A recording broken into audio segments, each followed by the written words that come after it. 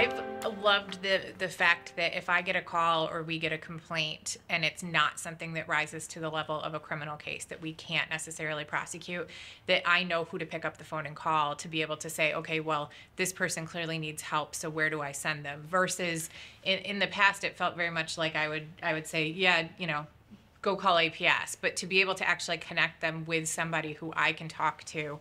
And there's credibility between the team members too. This is all about help and sharing, and we all bring a certain expertise to the table so that we can contribute. Perhaps my system can do something, and Adult Protective Services may say, well, you know what, I think this is what we can contribute. And the amount of knowledge that we all pick up it's just incredible. It's one of the best experiences I've ever had with teams. It isn't a pointless meeting where nothing gets accomplished.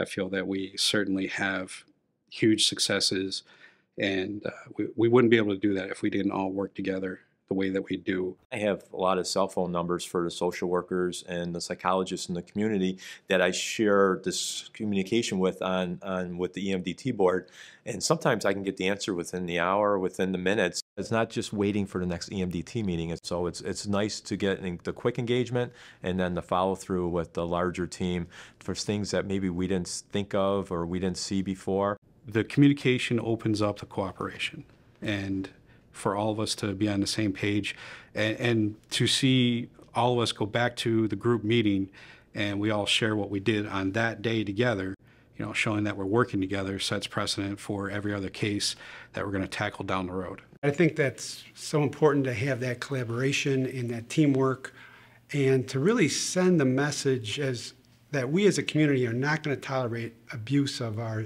seniors, and that it's a way for us to come together in effective teams to really get to the root of the problem, address what that individual, that victim needs, and so that we can share our expertise in doing so. You have the support of your coordinator, you have the support of your fellow team members, and everyone is victim focused. But if the victim wants, you know, for example, a criminal prosecution, it's not you trying to move the boulder up the hill anymore. You got a whole team with you and you're working together.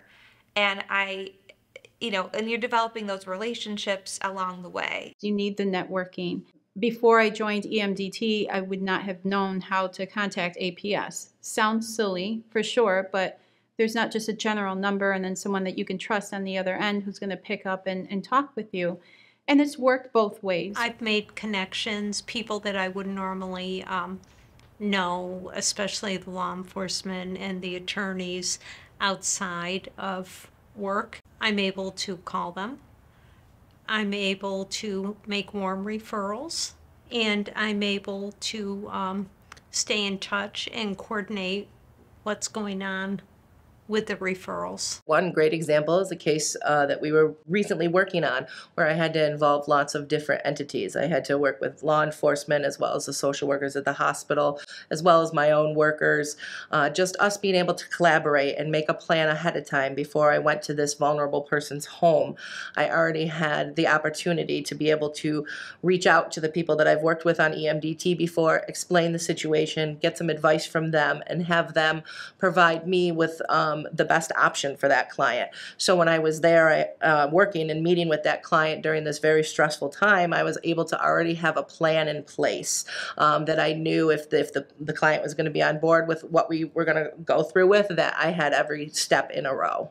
If we didn't have the MDT, I wouldn't be able to push those buttons quickly and get the kind of response I need. So the stronger the relationship, the quicker the response, and the more professional the response is. With our experience all over, you know, if we know someone that can help out on another E-MDT team that they're struggling with on the team that we're currently sitting in on, we're able to, you know, give that person a contact, whether through it's the E-MDT leader and to contact the other E-MDT leader, and then we can kind of get like joint minds working on a certain scenario. It's not necessarily just to connect with the agencies within our counties either. I have found that sometimes I can reach out to other counties, and because we're all members of an MDT, it's beneficial. We know we can count on each other. We know who the other person is, and it does help you feel less burned out. You're part of a team that's working together. You're not doing everything on your own anymore. And I really think that, especially in these times, right? Right. When you feel like you're working and nothing changes, that this is one of those bright spots